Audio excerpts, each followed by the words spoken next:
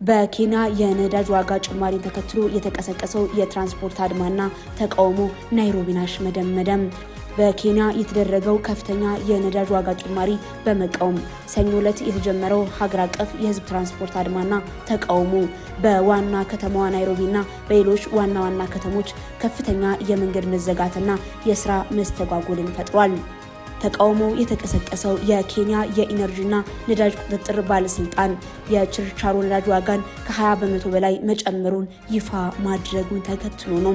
ባለስልጣኑ ለዋጋ ጭማሪው በመካከለኛው ምስራቅ እየተባባሰ የመጣውን ውጥረትና በሆርሙዝ ባህረ ሰላጤ ላይ ያጋጠመውን የነዳጅ አቅርቦት መቋረጥ በምክንያትነት ጠቅሷል።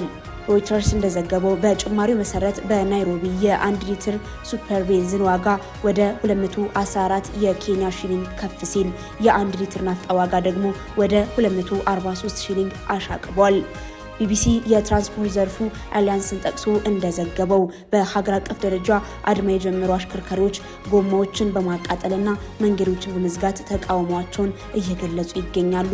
ፖሊስ በበኩሉ የተለያዩ አካባቢዎች የተሰበሰቡ ተቃዋሚዎችን ለመበተን አስለቃሽ ጋዝ መተኮሱን አስታውቋል።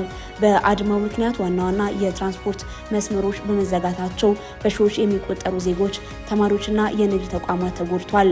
በርካታ የናይሮቢ ነዋሪዎችም ወደ ስራ ቦታቸው ለመድረስ ረጅም ርቀት በእግራቸው ለመጓዝ መገደዳቸውን ታውቋል።